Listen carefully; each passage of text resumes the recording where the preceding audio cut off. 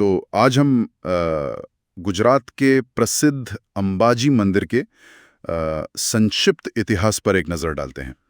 हमारे पास एक दस्तावेज है जो इसके मूल इतिहास और महत्व के बारे में बताता है। लक्ष्य यही है कि इस स्रोत से जो मुख्य बातें हैं और जो दिलचस्प जानकारियां हैं वो निकाली जाएं। हाँ बिल्कुल। और देखिए, ये मंदिर सिर्फ एक तीर्थ स्थल नहीं है, ये भारतीय संस्कृति और आस्था का, आप कह सकते हैं, एक बहुत महत्वपूर्ण केंद्र है। इसकी कई परतें हैं। चलिए तो शुरू करते हैं फिर। स्रोत के मुताबिक ये मंदिर गुजरात के बनास कांठा जिले में है, अंबाजी नगर में, और ये जगह राजस्थान की सीमा के काफी नजदीक है। जी हाँ बिल्कुल। और ये मंदिर मुख्य रूप से देवी अरसूरी अम्बा माता को समर्पित है। उन्हें माँ दुर्गा या कहिए शक्ति का ही एक स्वरूप माना जाता है। हाँ। और वहाँ के स्थानीय लोगों और श्रद्धालुओं में आप देखेंगे बहुत गहरी आस्था है इनमें। और यहाँ से बात और गहरी होती है। दस्तावेज कहता है कि ये स्थान भारत के जो 51 शक्ति पीठ हैं उनमें गिना जाता है। ये तो बहुत बड़ी बात है। बिल्कुल बिल्कुल। देखिए, पौराणिक कथाओं में आता है कि जब भगवान शिव सती माता के देह को लेकर तांडव कर रहे थे तो उनके शरीर के अंग अलग अलग जगहों पर गिरे थे। तो मान्यता यही है कि देवी सती का हृदय इसी स्थान पर, यहीं अंबाजी में गिरा था, और इसी वजह से इसे एक बहुत ही पवित्र शक्ति पीठ माना जाता है। अच्छा। हृदय। और स्रोत एक और थोड़ी चौंकाने वाली बात भी बताता है कि ये मंदिर वैदिक काल से भी पहले का है, मतलब प्री-वैदिक। सही कहा। प्री-वैदिक यानी वो समय जब शायद वेदों की रचना भी पूरी तरह से नहीं हुई थी। ये प्राचीनता, आप सोचिए, अपने आप में कितनी अद्भुत है। ये इस बात का संकेत है कि यहाँ जो आस्था और पूजा की जड़ें हैं वो शायद संगठित धर्मों के बनने से भी पुरानी हो सकती हैं। भारत की आध्यात्मिक निरंतरता को दिखाता है ये। हजारों सालों से यहाँ देवी की उपासना हो रही है। लेकिन शायद सबसे अनोखी बात, या कहूं कि सबसे ज्यादा ध्यान खींचने वाली बात जो इस स्रोत में है, वो ये कि मंदिर के गर्भगृह में देवी की कोई मूर्ति, कोई प्रतिमा है ही नहीं। हाँ, यही तो इस मंदिर की सबसे खास, सबसे विशिष्ट पहचान है।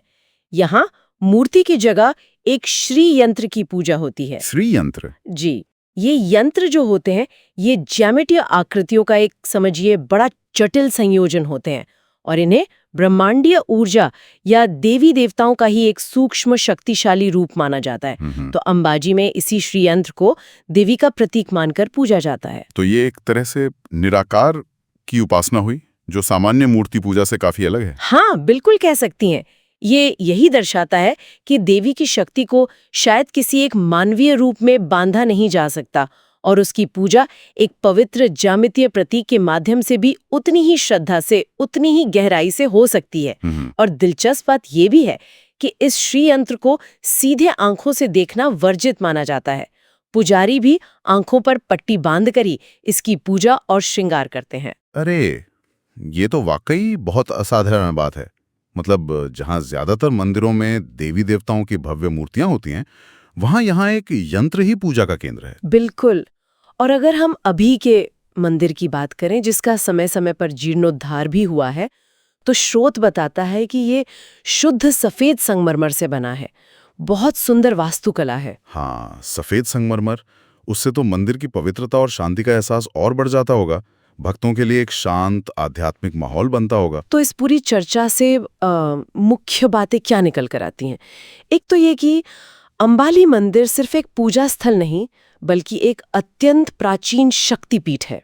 और इसका इतिहास, जैसा हमने कहा, वैदिक काल से भी पहले का हो सकता है। और इसकी सबसे अनूठी विशेषता यह है कि देवी की पूजा किसी मूर्ति के रूप में नहीं, बल्कि एक श्री यंत्र के रूप में होती है। ये पहलू इसे भारत के इतने सारे मंदिरों के बीच एक बहुत खास पहचान देता है ना? सही कहा, बिल्कुल।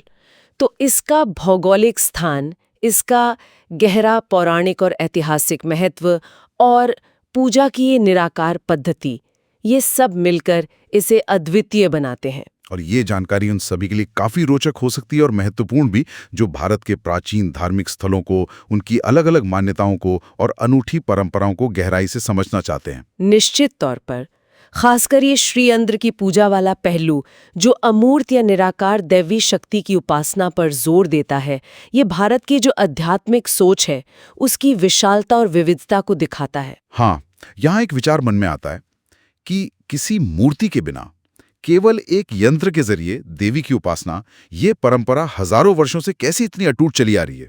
और इसका गहरा आध्यात्मिक अर्थ क्या हो सकता है?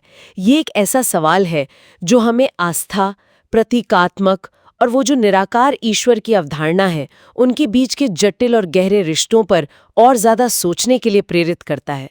इस पर आगे भी सोचा जा सकता है।